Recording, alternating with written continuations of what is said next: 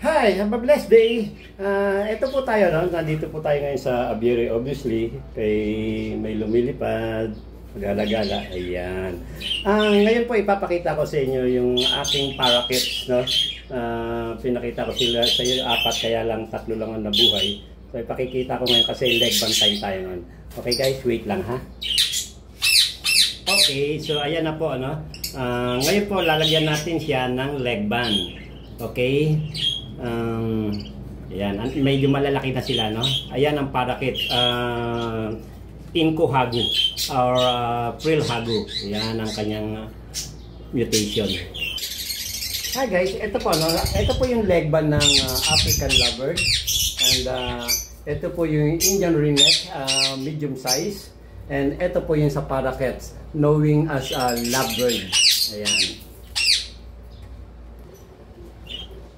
Okay, ito po naman ang seeds niya, no? So, bakit may seeds? Pag nilagyan ng leg band, hindi po. Isasawsaw ko yung kamay ko dito para pag hinawakan ko yung mga kids, amoy sila, amoy na, yung amoy, sensitive kasi sa amoy, ang mga parents sila, ang mga ibon.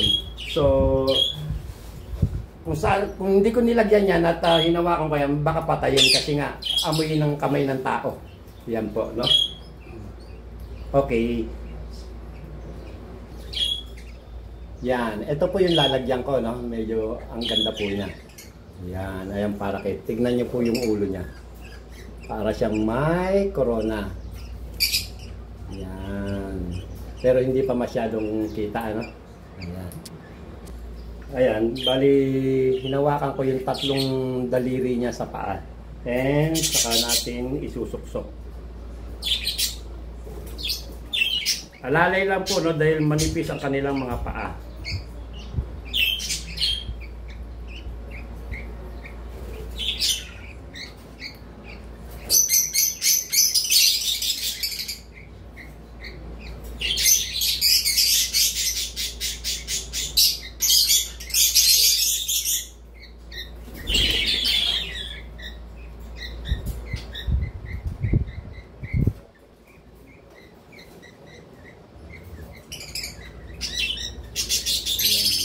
Medyo mahirap na, no? Buti na lang nilagyan na natin, no? Ayan, nalagay na kay medyo malaki na siya. Ayan.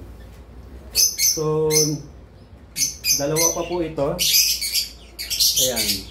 So, lalagyan na natin siya, tingnan natin. Pero I think pwede na, no? Okay, guys. Diyan lang po muna tayo, no? Para mailagay ko ng tama, no?